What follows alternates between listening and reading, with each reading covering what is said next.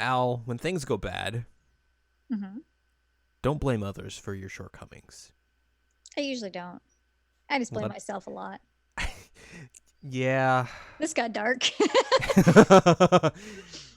Well, um, that doesn't exactly happen the same way here. It happens in a different way. Mm-hmm. Welcome to episode 5 of Jared and Al Watch SHIROBAKO. I'm Jared, joined as always by Doc Al and Ladium. Hello. And we are here to discuss episode number 5 entitled, Those Who Blame Others Should Just Quit. Mm-hmm. It's a mouthful of words, Mm-hmm. but just great advice in general. Maybe. Maybe. Very dependent on what you're blaming.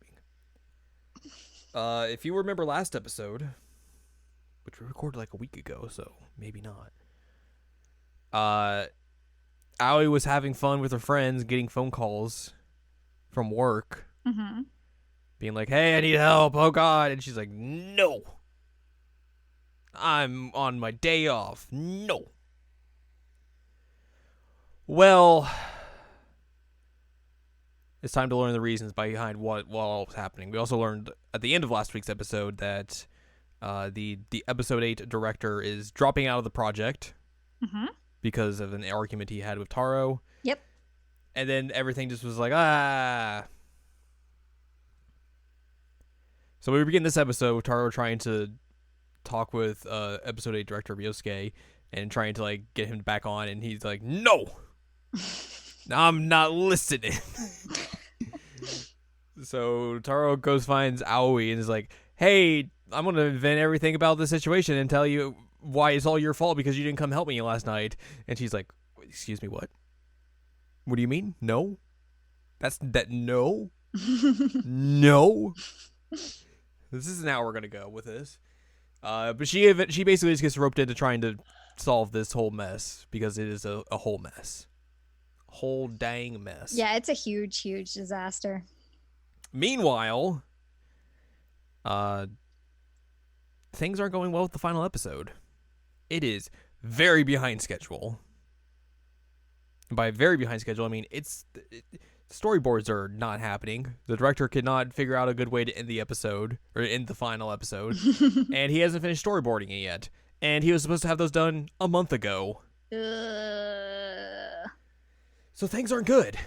And things get real weird in this episode. Yep. A little creepy, actually. A little creepy. One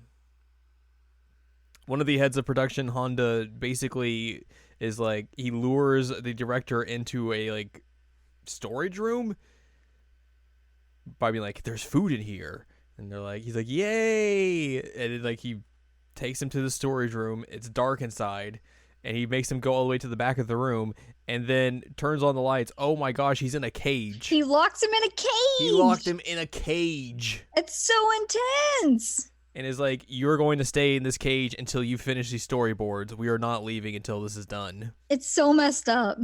It is the most extreme way to try and get someone to do work. Yeah, no kidding. Which, as we have talked about ad nauseum throughout the last 4 episodes, and we will probably continue to do until it is basically like a drinking game at some point.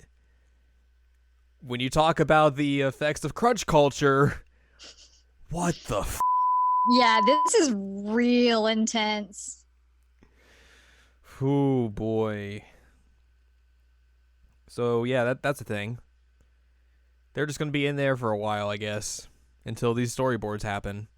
They their eye bags continuously get bigger and bigger as like the episode goes on. Mm-hmm. It's just it's a whole thing. We go back to Taro and Aoi, who he's explaining to Aoi what exactly went wrong, and basically this becomes a whole argument about the merits of 3D versus 2D. Mm-hmm. There is a scene happening in the 8th episode, I believe it's the 8th episode, one of the episodes at least, where they're doing an explosion. There's an explosion happening in the background, and they basically kind of rigged it up just as like a test case in 3D. And they showed it off to the director, and the director was like, "Oh, this looks pretty good. We could probably go with this." word gets back down to Ryosuke, and he's like, but I was supposed to animate those myself. What do you mean we're going to go with 3D? And Taro basically becomes like the middleman, bouncing back and forth, oh gosh, between everyone. And and essentially does a poor job of explaining to both people exactly what is happening. By just like doing like the most haphazardly way of explaining things. It's like, well, I guess they're doing this. I don't know. That just is what's happening. Look, don't blame me. I'm just the messenger, man. Yep. And everyone just keeps getting progressively mad at him. He just doesn't understand why they're getting progressively mad at him until it just boils over to the point where Ryosuke just thinks that they're taking the whole scene away from him, and he just walks out. Mm-hmm. And that is the cause of everything happening. And that's where we're at now. So Taro basically tells all this, and Aoi's just like, you're a idiot. She wants him to go tell Honda about it so they can figure out like a plan for it. And he keeps being like, no, we can't do that. And it's just like, buddy, this is not, no, you can't do that.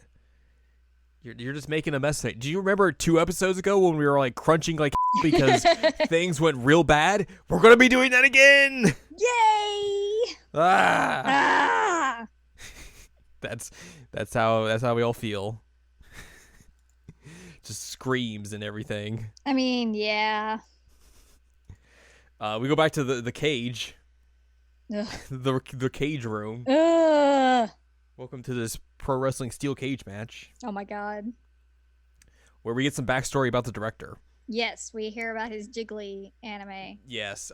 So they have been building to this over the last 4 episodes, where it's been talked about like under people's breaths. There has been something that people keep bringing up about this failed production that the director was previously in, and we basically get to the whole gist of it, where the director was like an up and coming director. He just like won an award for one of his works and everything. Like he was this bright, promising young star in the industry, and following getting an award, he's like, all right, well, I've done all these adaptations and everything. I am bound and ready to start my own original production, and it's going to blow your socks off. It's going to be the best thing I've ever done. Well, about that. Yeah. You tried, Star. Yeah. So, the whole production just went to back, where there was like scenes where like the animation was just like falling apart at times. There were recap episodes, and just like people online just completely bagging it because of just the whole production is going just poorly. Right. Poorly is probably the understated way to say it. Yes. And that basically kicked him out of the industry. Not kicked him out, but just like put him out of the industry, shamed him out of the industry for like for 6 years, because this is the first like official like actual anime he's done since that one. So basically there's like a lot riding on him specifically, because he's like, I don't want to have another situation like that. I don't want to have to like put myself through that again. And that's kind of the reason why he's locked up in a cage right now, so they don't have that happen again. Yep. Because everyone knows like his reputation and everything when they were coming onto this project. So yeah, it was just his previous production was a huge mess. Did not come out the way he wanted it to. Just didn't come out in general the way anyone would have wanted to. Basically and now became like a meme of like how not to anime. Yeah, exactly.